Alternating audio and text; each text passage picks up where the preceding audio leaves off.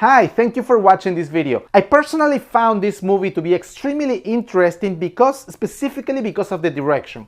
The director took very creative decisions in focusing on certain aspects, on focusing on the isolation part of the protagonist. The sounds, the shots, the angles, everything made the story very hypnotic, where you have to pay attention to the protagonist, to everything that happens during her day. I saw this movie with my wife, and her first comment when we left the theater was, oh, so they made a movie about the assistant of Harvey Weinstein, right? I didn't think about that while watching the movie, but then when I came home and I started doing a little research, which is always that I something to do after I watch a movie, I saw that a lot of people related the story in articles, in videos, in a lot of things, related the story of the movie to the story of Harvey Weinstein. But anyways, if you want to know more about what I thought about this great movie, stay watching this video.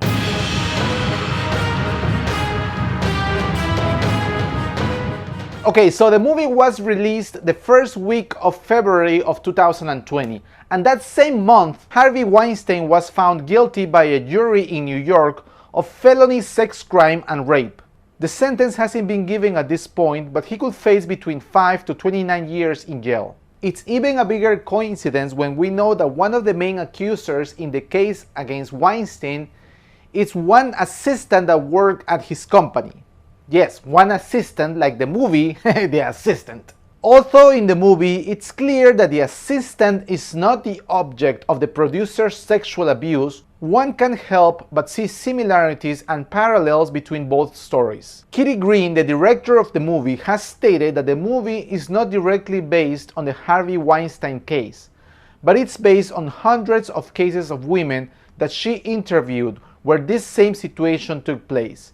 Harvey Weinstein was not and is not the only sexual predator working in the entertainment industry. What I liked the most about the movie was the feeling of isolation that was portrayed very well, that the protagonist had throughout her day, in all her daily activities throughout the movie, right? Like, she goes through all her activities like cleaning the sofa, putting the coffee, turning on the lights, and it feels very isolated, especially when she goes to the elevator. It's like people don't care about her specifically because she's the protagonist, but people don't care about anything that happens throughout the day, right?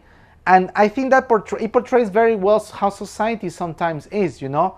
It's not like people are being a jerk around her, but it's not so much that. It's just that people are so numb to anything that happens around them. The camera shots and angles focus on very specific things. Also, the sounds are very specific. All these elements have an effect almost hypnotic that grab your attention on the story.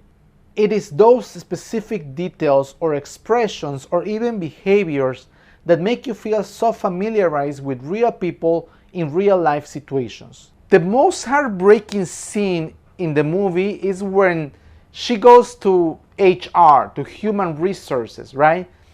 And obviously this is a woman who doesn't know how to express, and she feels very insecure about expressing what's really happening in the office, right? But she tries to tell the HR person what's happening. She confides in him, and it's heartbreaking because the guy just turns around. I don't even know what to say. It's like he puts her in her place in such a way that is so wrong, because he's just part of the system that basically tells her, you either take it or leave it, right? That's basically what he tells her, right? Like, you either accept being a victim, accept your reality, and he adds, he's not your type. Like, be grateful that you are not being the object of the sexual abuse, but just take her. Just take it. You know? It's like that scene is so heartbreaking, and it's so, oh my God, I don't even know what to say.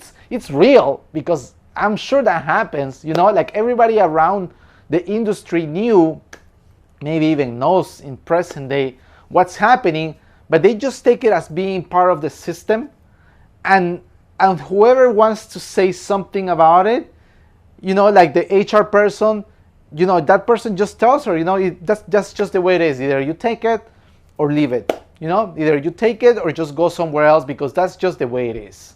The movie was loved by critics, but I also have to say that regular people, regular moviegoers, were not so crazy about the movie. And I understand. I personally watch a lot of movies in my life.